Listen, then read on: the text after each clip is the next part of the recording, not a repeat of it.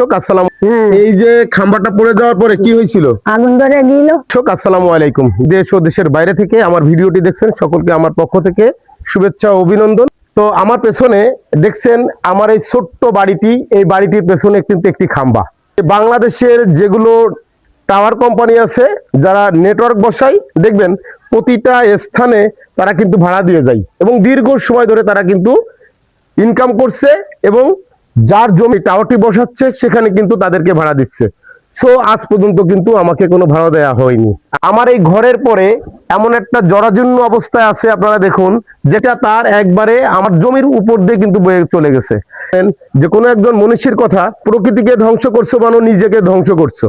অতএব এটা সত্য কথা, কারণ এইখানে ফলের গাছগুলি কিন্তু আজকে কেটে ফেলতে বাধ্য হচ্ছি। তার মানে আমি নিজেই প্রকৃতিকে নষ্ট করছি এক দূতের জন্য। দ্বিতীয় কথা হচ্ছে, আগামী প্রজন্মকে বাঁচিয়ে রাখতে হলে তাহলে আপনাকে গাছ লাগাইতে হবে। তাহলে আমি কোথায় গাছ লাগাবো সেই প্রশ্নটা আপনাদের মাঝে ছুড়ে দিলাম। এত কিছু পরও যে আমি কিন্তু কোনো ক্ষেত্রে ফিরে পাচ্ছি না। কয়েকদিন আগে যখন ঝড় হয়েছিল, আপনারা অনেকেই জানেন, তখন বিদ্যুৎ থাকা অবস্থায় কিন্তু এই খাম্বাটি আমার ঘরের পরে পড়ে এবং আমার ঘরের পরে পড়ার পরিপ্রেক্ষিতে ঠিক সেই মুহূর্তে হয়তো বিদ্যুৎ ছিল না, আমরা হয়তো বেঁচে গেছিলাম। এখানে কিন্তু আগুন ধরে গেছিল এবং যার কারণে আমরা পরিবার সহ আমরা বেঁচে আছি। তা নাহলে হয়তো এতদিন আমরা শহীদ হয়ে যেতাম, শহীদের খাতায় হয়তো আমাদের নামটা হয়তো লেখা হতো না, এলাকার মানুষ শহীদ হিসেবে গণ্য করতো। ঠিক তেমনই একটা অবস্থা কিন্তু পরিণত হতো। আমাকে যদি এটাকে এখন কাটতে হয় তাহলে আমাদের বিদ্যুৎ অফিসে যেতে হবে এবং সেখানে অ্যাপ্লিকেশন করতে হবে, তাদেরকে টাকা দিতে হবে, তারা আসবে এবং সে যাতায়াত খরচ, বউ বাচ্চার খরচ এবং দেশ চালানোর খরচটাও কিন্তু আমার কাছ থেকে কেটে নিবে। এরকমই কথা। শুধু তাই না, এখন আমি এই বিদ্যুতের খাম্বাটা যদি অন্যত্র সরাতে চাই তাহলে কিন্তু আমাকে টাকা দিতে হবে। তাহলে বলুন, একটা পরিবারের জন্য কতটা কষ্টদায়ক। এবং যদি এমনই হতো যে আমাকে ভাড়া দিত তাহলে আমি হয়তো গাছগুলি নষ্ট করতাম, প্রকৃতিকে ধ্বংস করতাম। এখানে প্রকৃতিকে ধ্বংস করতে হচ্ছে জন্য দায়ী কে? আমি না এই বিদ্যুৎ মন্ত্রণালয়? অবশ্যই এই এলাকায় যদি ঠিক এরকমই একটা ব্যবস্থা থাকতো, যদি কাভার তার দেওয়া থাকতো, তাহলে কিন্তু এই দুর্ঘটনার কবলে আমরা পড়তাম না। তাহলে হয়তো আমার কোনো গাছই কর্তন করতে হতো না, আমার প্রকৃতিকে আমি বাঁচিয়ে রাখতে পারতাম। যে গতবার যে ঘটনাটি ঘটছিল, আমাদের এলাকার সবচেয়ে একজন প্রবীণ মানুষ, আমি তার সাথে কিন্তু কথা বলবো। তো আপনারা ভিডিওটি দেখতে থাকুন, সাথে আসুন। এই যে খাম্বাটা পড়ে যাওয়ার পরে কি হয়েছিল? আগুন ধরে গেল, ঘর বাড়ি সহ কিরাম যেন চটপট করে উঠতে লাগলো। এলাকা বিড়ায় কিরাম যেন আলো আলো হয়ে গেল, এলাকা আলো আলো। আচ্ছা, তাহলে এইখানে কি করা উচিত?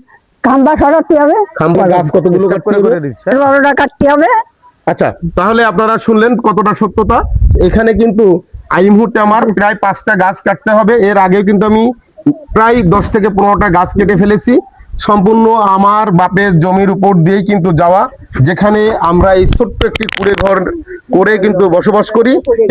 এখানে কিন্তু আর যে টাকা পয়সা এখন এই যে আমি ডোনেশন করে আমার এই বিদ্যুতের খাম্বা উঠাতে হবে। তারা বিশেষ করে আমাকে ভালোবাসেন, আমি সকলকে অনুরোধ করব এই ভিডিওটি সর্বোচ্চ শেয়ার দিন। এই পরিবারটি কিন্তু আমার, সেহেতু আমি বাঁচতে চাই। আমি আপনাদের হয়তো আপনারা দীর্ঘ সময় দেখে আসছেন, জনগণের উপকারে আমি কিন্তু রাস্তাঘাট বিভিন্ন বিষয় নিয়ে আপনাদের মাঝে কথা বলে থাকি।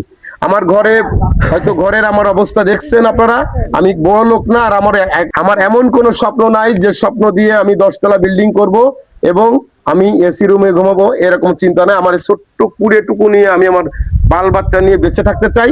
তো সেহেতু আমি আজকে এই বিদ্যুৎ মন্ত্রণালয়ের কাছে আমি করজোরে অনুরোধ করব, এই খাম্বাটি হয় সরিয়ে দিন অথবা কাভার তার দিন। তাহলে হয়তো আমি বাঁচতে পারবো, আমার পরিবার বাঁচতে পারবো এবং এই এলাকায় যদি একটা বড় ধরনের দুর্ঘটনা ঘটে, আশেপাশের মানুষগুলোও কিন্তু আজকে দুর্ঘটনার কবলিতে পড়তে পারে। তাই কথাটাও আপনারা শুনলেন।